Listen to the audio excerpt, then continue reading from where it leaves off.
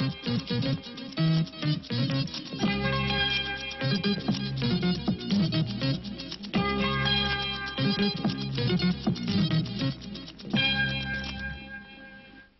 20h avec Roger Giquel. Grève nationale, une des plus grandes manifestations populaires de l'histoire syndicale. Valéry Giscard d'Estaing de retour d'Iran, de très nombreux contrats pour l'industrie française. Les 118 Picasso volés à Avignon, retrouvés à Marseille, un des 7 voleurs arrêtés, retrouvé mort dans sa cellule. 63e salon de l'auto, entre la reprise et la morosité. Oh là, comme ça va être... Bonsoir d'abord. Comme ça va être difficile d'être clair et honnête sur cette journée d'action, sur cette grève nationale du 7 octobre, celle que vous venez de vivre aujourd'hui. Écoutez, si je prends par exemple les chiffres de participation à la manifestation parisienne, je vois que pour les syndicats, il y a eu plus d'un demi-million de personnes de la nation à la République. Et pour la préfecture de police, il n'y en a eu que 70 000. Vous voyez la différence. D'autre part, si je prends le communiqué du patronat français, eh bien, cette journée de grève, c'est un échec relatif. Et pour les syndicats, c'est un succès vraiment sans précédent. Alors je me pose une question avec vous. Comment, vous, l'avez-vous vécu, cette journée de grève nationale organisée par la CGT, la CFDT et la Fédération de l'éducation nationale? Les journalistes, les observateurs que nous sommes vont évaluer le succès du mouvement de protestation contre le plan Barre à partir d'un certain nombre de données, le nombre de participants aux manifestations, pour autant qu'on puisse le connaître, le coefficient d'absence dans les usines, la fréquence des transports, la gêne effective causée par les coupures de courant ou de gaz, qui n'ont pas d'ailleurs été très nombreuses.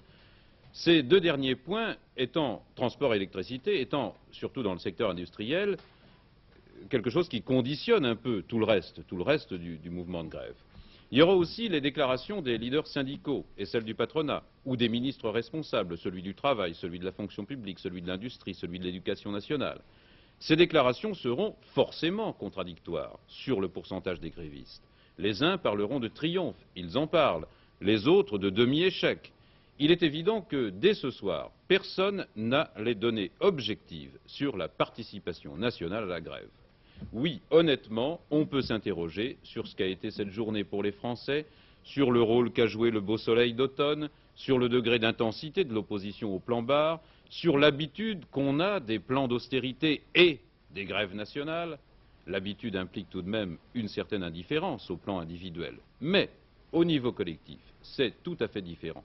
Car si on devait s'en tenir aux manifestations à Paris ce matin entre la Nation et la République, je vous en ai déjà parlé, et puis aussi en province, eh bien, l'ampleur de la protestation a été exceptionnelle. Le défilé des sections syndicales, par exemple, a commencé à Paris à 10 h ce matin et il s'est prolongé jusqu'au milieu de l'après-midi. Et pour la CGT, cette journée du 7 octobre constitue un événement social d'une très grande portée dont le gouvernement et le patronat doivent tenir compte. On dit même que ça a été la plus grande manifestation de l'opposition syndicale et politique depuis le début du septennat de M. Giscard d'Estaing et même depuis les événements de mai 68. Mais voyons avec François Got, puis avec Jacques Lenoir, quel bilan on peut aujourd'hui, ce soir, maintenant, dresser de cette journée. 10h30 ce matin à Paris, quelque part entre la place de la Nation et la place de la République. Les manifestants sont 70 000 selon la préfecture de police, plus de 500 000 selon les organisateurs. Et pour les syndicats, cette manifestation revêt un sens profond.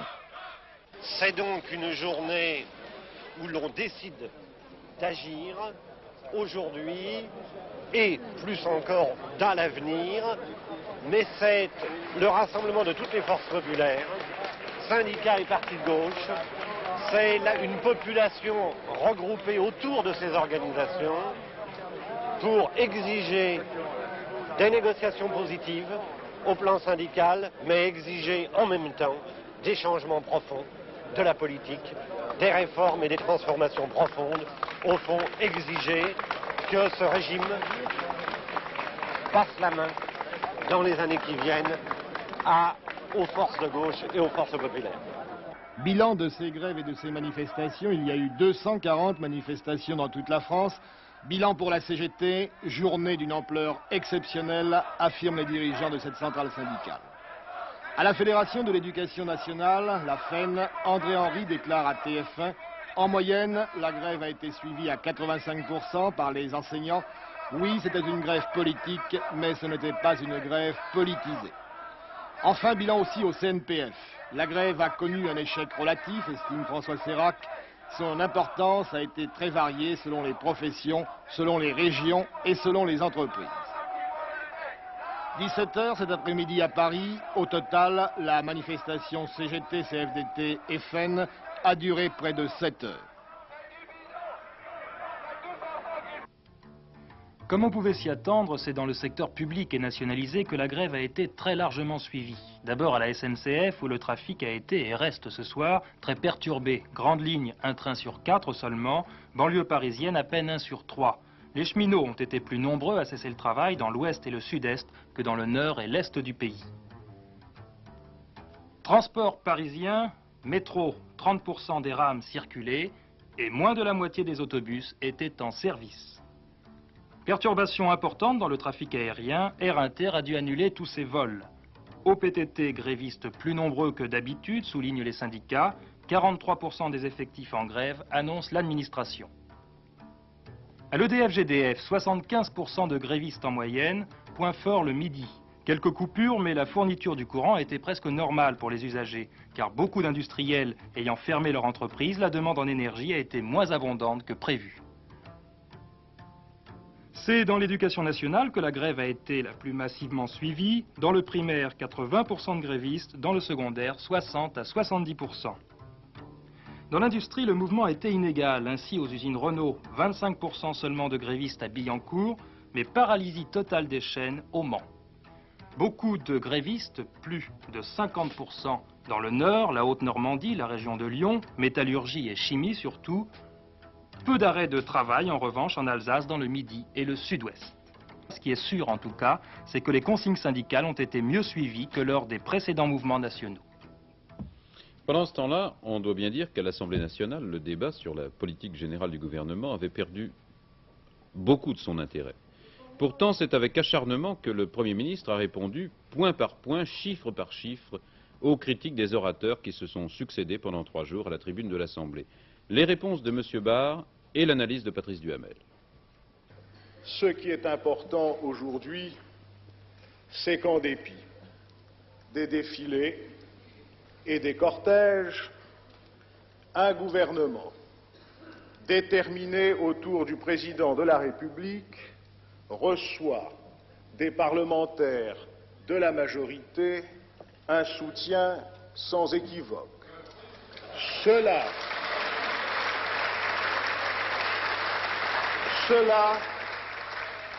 c'est la démocratie et c'est la République.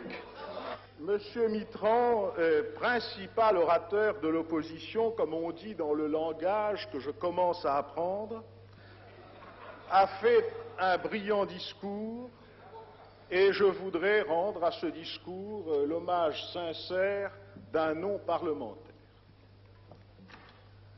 Mais s'il me permet de le lui dire, je dois constater qu'il faut à ce sujet distinguer la paille et le grain. La paille brillait de 1000 feux de son talent. Le grain était beaucoup moins substantiel. Ce que je souhaite, par-dessus tout, c'est que sur la route difficile sur laquelle nous nous engageons, mesdames et messieurs les députés, dans une collaboration et dans une loyauté réciproque, nous menions l'entreprise qui permettra d'assurer l'avenir de notre pays. Vous venez d'entendre Raymond Barre parler de la paille et du grain en faisant référence à l'intervention avant-hier de François Mitterrand. Il évoquait également, bien sûr, chacun l'a compris, le dernier ouvrage de François Mitterrand qui s'intitulait précisément La paille et le grain. Ce débat de politique générale qui s'était donc engagé au plus haut niveau avec l'excellent face-à-face Raymond Barre, François Mitterrand, s'est terminé aujourd'hui sans surprise. Mais ces 3 jours ont permis de clarifier la situation de chacun vis-à-vis du gouvernement et aussi de juger Raymond Barre à l'œuvre. Du côté de la majorité, Le Premier ministre bénéficie du soutien sans ambiguïté des Républicains indépendants, du soutien assorti de quelques petites réserves des centristes et du soutien sur l'essentiel de l'UDR. Mais les gaullistes ont mis l'accent sur deux problèmes dont on reparlera sans doute beaucoup. D'abord, l'élection du Parlement européen au suffrage universel que Michel Debré, entre autres, juge dangereuse. Et puis, la création d'un impôt sur le capital ou sur la richesse qui a la faveur de nombreux députés de l'UDR, dont Jacques Chaban-Delmas, qui a fait cet après-midi une rentrée discrète sur son thème favori de la nouvelle société.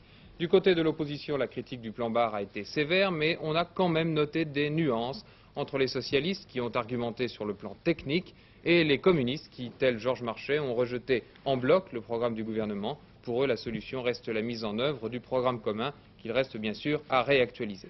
Et puis donc Raymond Barre qui faisait l'apprentissage de la tribune et qui se lançait dans l'exercice difficile des débats parlementaires, un art qui requiert à la fois la résistance du coureur de fond et la rapidité parfois du joueur de ping-pong.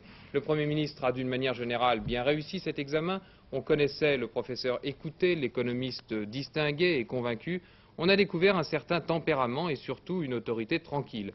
La courtoisie de mes propos, a-t-il dit cet après-midi, ne saurait faire oublier la fermeté du dessein. Raymond Barre s'efforcera, c'est sûr, d'être un Premier ministre à part entière. C'est sans doute un élément important de la situation politique. On le devinait depuis quelque temps. Ce débat en aura apporté une preuve supplémentaire.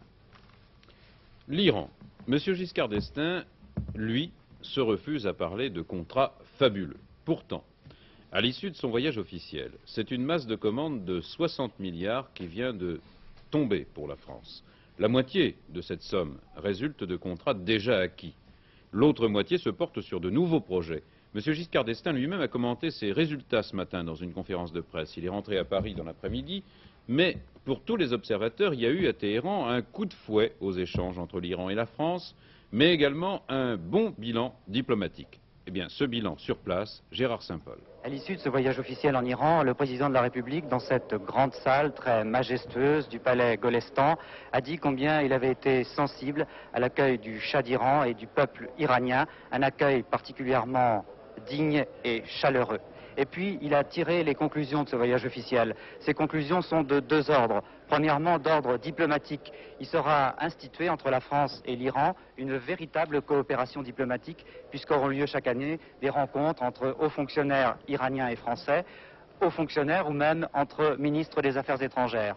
La deuxième conclusion est d'ordre économique et elle est extrêmement dense. Le président de la République a indiqué que la coopération économique comportait des décisions soigneusement préparées et que le Shah d'Iran et lui-même avaient évité tout effet spectaculaire d'annonce. Il a également indiqué le contenu, très concrètement, de cette coopération économique. Il s'énonce de la façon suivante, il est assez impressionnant tout de même. Les projets suivants ont été décidés. Premièrement, centrale électrique, 1 milliard de francs. Construction en deux phases du train de Téhéran vers la région du Sud, 8 milliards de francs. Autoroute du Sud, 3 milliards de francs, dont 850 millions de francs pour la participation française. Enfin, 2 centrales électronucléaires pour 7 milliards de francs à court terme. Et puis enfin, un programme de 15 000 logements pour 1 milliard de francs. Au total, donc, nous aboutissons à une commande de 17 milliards de francs pour les industriels français. Et puis, lui, il y a autre chose. Il y a un accord de principe plus à long terme portant sur la construction au total de 6 centrales électronucléaires pour un total donc de 20 à 23 milliards de francs français.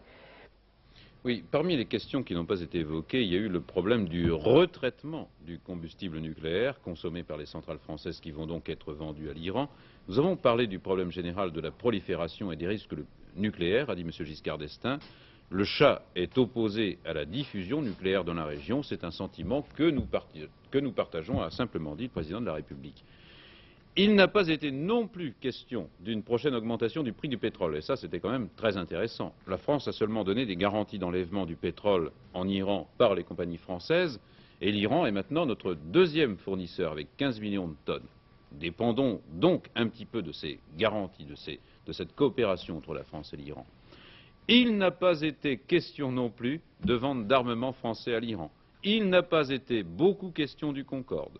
En revanche, il y a un projet de vente à l'Iran par la France de l'Airbus, un autre projet sur l'équipement téléphonique de l'Iran par la France.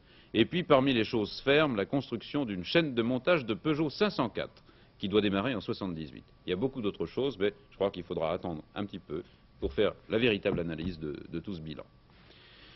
Donc, l'Iran hésite toujours à acheter le Concorde, je viens de vous le dire, mais ça ne décourage pas forcément l'aérospatiale qui va organiser du 2 au 11 novembre une tournée du Concorde en Extrême-Orient. L'avion utilisé sera le numéro 3 de série, propriété de l'aérospatiale. Il est utilisé en ce moment par Air France comme appareil de réserve. Et sa tournée le mènera de Manille à Séoul en Corée, en passant par Bahreïn et Singapour. L'avion français sera présenté à plusieurs compagnies aériennes, notamment la Cathay Pacific. Qu'est-ce qu'on attend de tout ça? Eh bien, réponse dans quelques jours. Tiens, on aurait presque oublié aujourd'hui que c'était l'ouverture du Salon de l'Auto, le 63e du nom. Eh bien, le salon a ouvert ses portes au public à 13 h.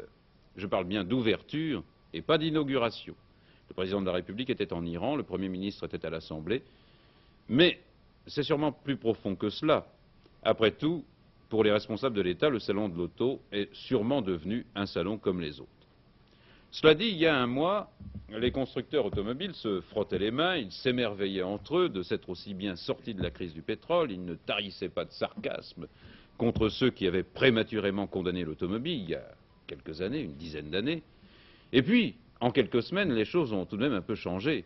On ne peut plus du tout parler d'euphorie des constructeurs depuis le plan barre, depuis qu'on connaît les projets de hausse, de la vignette, de l'essence. Ce n'était pas vraiment un salon morose, mais tout de même. Éric Gilbert. Les constructeurs ont pris la mauvaise habitude de lancer leurs nouveaux modèles sur les routes avant de les présenter au salon. La première impression, porte de Versailles, sera donc une impression de déjà-vu. Cependant, sous les carrosseries pour la plupart connues, se cachent parfois des innovations techniques intéressantes. Le meilleur exemple, celui de la Volkswagen Golf Diesel, une 6 chevaux qui a des performances identiques au modèle à essence de même cylindrée, et ce sera sans doute là une des valeurs sûres de ce 63e salon. En effet, malgré le boom enregistré dans les 6 premiers mois de l'année, 972 000 véhicules immatriculés, le mot d'ordre remis en vigueur par le plan barre reste économie. Les firmes insistent plus sur la sobriété, la solidité que sur les performances de leurs modèles. Et c'est là l'intérêt majeur de ce salon, d'être la plus grande exposition mondiale de voitures moyennes de 5 à 7 chevaux, celles qui constituent les 3/4 du marché. À partir de là, on peut dresser le portrait robot des clients. En France, 64 ménages sur 100 possèdent au moins une voiture. Le conducteur français parcourt en moyenne 12 200 km par an. Il commence à considérer son véhicule comme un outil, mais ne peut s'empêcher de rêver.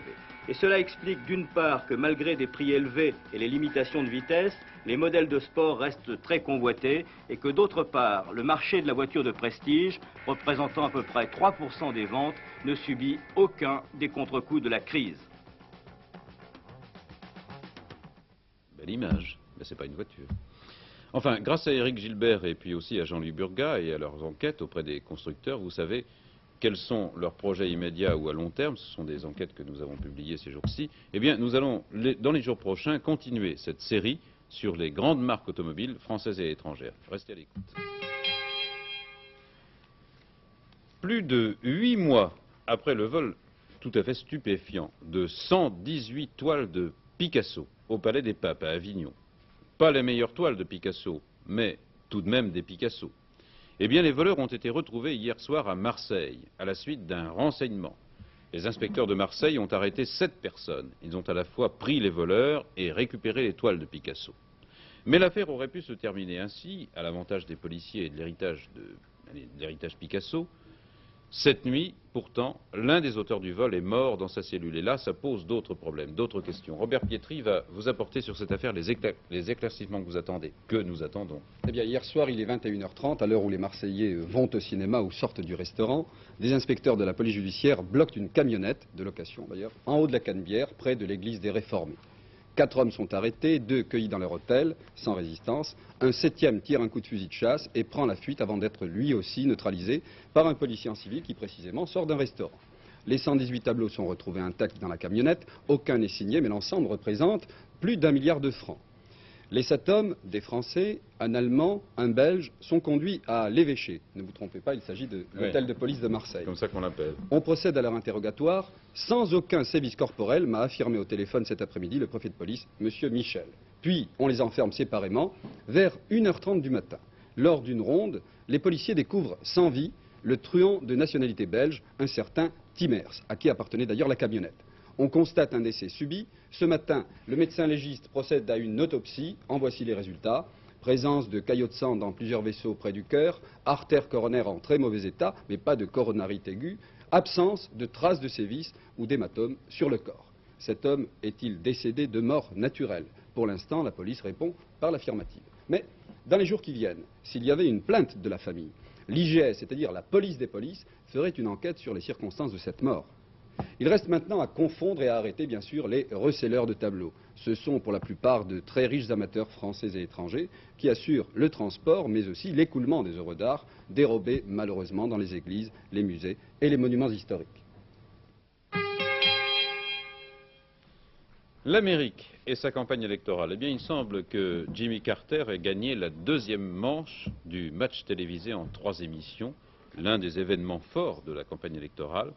Sur la politique intérieure, souvenez-vous, dans le premier débat, il y a quelques jours, c'est Ford qui avait gagné de justesse. Enfin, c'est comme ça que les observateurs l'avaient jugé.